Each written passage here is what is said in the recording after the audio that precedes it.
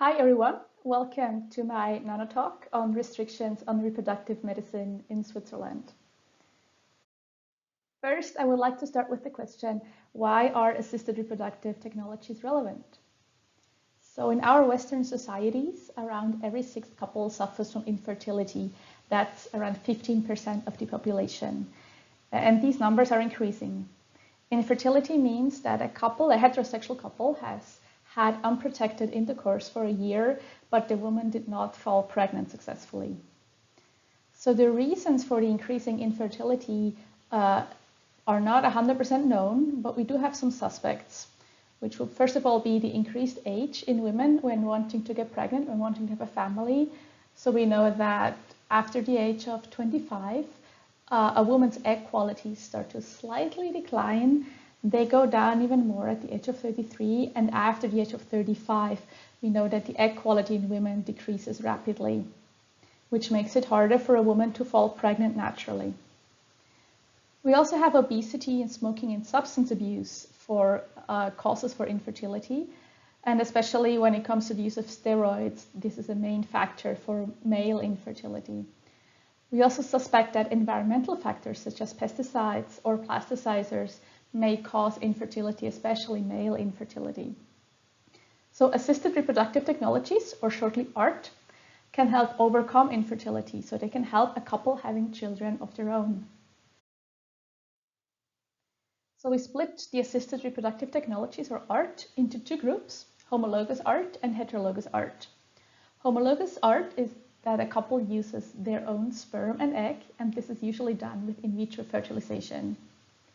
Here I show you how in vitro fertilization works. So at number one, we collect the sperm from the testicles. So either they get extracted surgically or the man basically ejaculates into a cup. And then at number two, we extract the eggs from the ovaries. This is done surgically. Then we put the eggs and the sperm together in vitro, so in a glass, which you can see at number three. And then either we wait for the sperm to attack and fertilize the egg, or we can do intracytoplasmatic sperm injection, where the doctor chooses a sperm that looks very viable, picks it up with a needle, and then injects the needle straight into the egg. And then at stage 4, we wait for the fertilized egg to develop into a blastocyst, which is an embryo. Usually we wait until day 5 or 6, and then we look at the embryo, whether it develops healthily, and if so, we go to stage number 5 and transfer this embryo into the uterus and hope for a successful pregnancy. If we have more than one embryo at stage 4 that looks healthy, we can cryopreserve the embryos that we do not want to transfer into the uterus. And that means we can freeze and store them for a later use, so for a second pregnancy. Heterologous methods are, medically speaking, the same methods, but we involve a third party. So we can do sperm donation, where we use the sperm of another man, egg donation, where we use the eggs of another woman, embryo donation, where a couple gives their cryopreserved embryos to another couple, or surrogacy, where at number 5, we do not transfer the embryo into the uterus of the woman who wants to be a mother, but into another woman who will carry the baby and give birth to it and then hand it back over to the couple. What we also have, but that's still in an experimental phase, is mitochondrial donation, where the egg is actually made up of 2 different eggs, and uterus transplant, which is an organ transplantation. We can also do pre-implantation genetic diagnosis, which means that before we transfer the embryo, when we look at it, we can look at it even more detailed. We can search for genetic mutations that run in our family. We can even go more into detail with pre-implantation genetic screening that can look at risk factors that are non-hereditary, so that we can look that there are no, for example, chromosomal abnormalities such as Down syndrome. So that means that technically a child can have up to 5 parents. So at number 1, we have the social and legal mother. Number 2, the social and legal father. Or you can name them parent 1 and parent 2 if you would like to be more gender neutral. Then we add another man, the sperm donor. He is the biological and genetic father because he gives his sperm. And then at number 4, we have the egg donor. She is the genetic mother because she gives her egg. Then we transfer the embryo into another woman, the surrogate. She is the biological mother because she gives birth to the baby and she carries the baby. We can also select the gender of the embryo, so we can decide whether we would like to have a boy or a girl. We can do the genetic screening, like mentioned on the slide before, but we can also go the other way. So instead of looking for a baby that is as healthy as possible, if we have parents that have say, like let's say they are blind or deaf or they have dwarfism, they can also choose an embryo that has the same disability. So that is, for example, also blind. So looking at this, we have to ask ourselves the question, where do we draw the line? And how do we draw the line to the medical possibilities? We do that by creating a law. So the legal status in Switzerland is as follows. We allow homologous ART, that means ART where you use your own sperm and egg for heterosexual couples, of course. They must be infertile, so they must have tried to fall pregnant naturally. There's also an unofficial age restriction for women. So at around the age of 43, if you pass that, then ART clinics will not treat you anymore in Switzerland. When it comes to heterologous methods, we only allow sperm donation and only for married heterosexual couples. So lesbian couples, unmarried couples, and single women are excluded as of right now. Also, we do not allow for anonymous donations. So the child, when it turns 18, it can contact the ART clinic and get information and contact details of the sperm donor. Also, the couple cannot select a donor by themselves. So there's no such thing as a Tinder for sperm or a catalog where you can just scroll through and choose the donor you'd like. It is actually the ART clinic that chooses the donor. We allow for pre-implantation genetic diagnosis if one parent may carry a grave genetic disease. So we can detect this disease if medically possible and then make sure the embryo does not carry this specific disease. But we are not allowed to look any further. So when we look at that, compare it to what is possible, we see that we have a restrictive approach in Switzerland. So why do we have this restrictive approach? We have a fear of designer babies. So we do not want that parents create their baby like a product and make sure like that it has these or those qualities, that it's intelligent or very athletic or has a musical talent, or that it has blue eyes, blonde hair, and is a male or a female. So we do not want to go down that road. Also, we fear that if we start to eliminate all disabilities possible, then what happens if someone is born with a disability? Will that person be discriminated on? Also, we put the best interest of the child as the major factor.